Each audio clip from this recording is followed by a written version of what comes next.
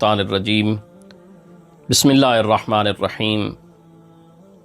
خداوند متعال کی عبادت کے لیے دو قسم کے مفہوم انسان کی زندگی میں موجود ہیں۔ ایک دفعہ عبادت کا یہ معنی ہوتا ہے کہ انسان اپنے اقوال و افعال میں اپنی پوری زندگی میں خصوصاً اس سوچ کے تحت انسان زندگی بسر کر رہا ہو کہ میرا لمحہ لمحہ خداوند کریم کی بندگی میں صرف ہو اور میرا کوئی عمل خدا کی رضا کی حدوں سے باہر جاتا نظر نہ آئے، اور میرا کوئی کلام، میری کوئی گفتگو کا کوئی حصہ خدا کی رضا سے باہر نہ جائے۔ میں کوئی ایسی حرکت نہ کروں کہ جو خداوند کریم کی بارگاہ میں مورد سرزنش قرار پاتی ہو۔ ایک دفعہ عبادت کا دوسرا معنی کہ جو انسان کے پیش نظر رہتا ہے کہ انسان ان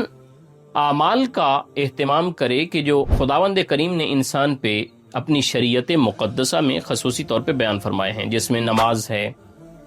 روزے کا اہتمام کرنا ہے، اگر انسان کی ذمہ داری حج قرار پائی ہے تو حج کی ادائیگی ہے۔ تو یہ جو اعمال ہیں یہ عبادت کا ایک خاص معنی رکھتے ہیں۔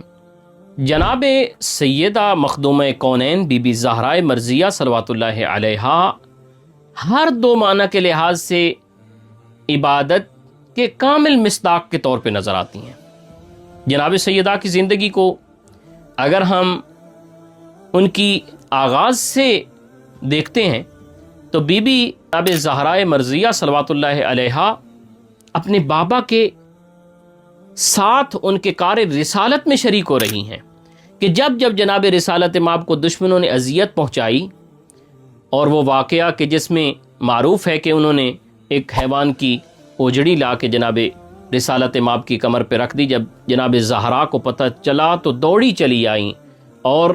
اس آگ غلاظت کو جناب ختمی مرتبت سے دور کیا۔ تو یہ وہ معاون ہے جناب رسالت مآب کی، اور یہی پھر جناب سیدہ کے اپنی زندگی میں تیمارداری فرما رہی ہیں، غریبوں کا خیال رکھ رہی ہیں۔ یہ وہ عبادت کا پہلو تھا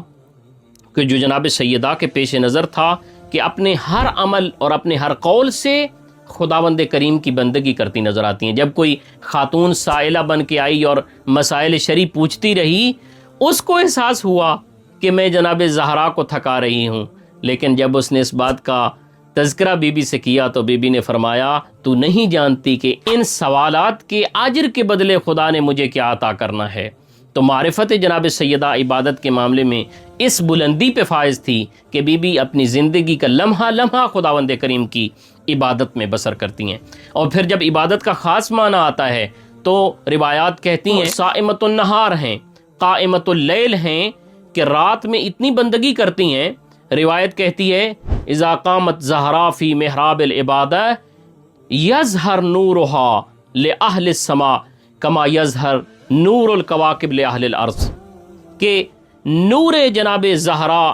آسمان والے ملائکہ کے لیے اتنا منور طور پہ، روشن طور پہ سامنے آتا ہے جیسے اہل زمین کے لیے ستارے چمکتے نظر آتے ہیں۔ اسی روایت کے آخر میں خداوند متعال فرماتا ہے، اے میرے ملائکہ دیکھو کہ میری کنیز جو میری ہی کنیزوں کی سردار ہے، میری بندگی کے لیے کھڑی ہے۔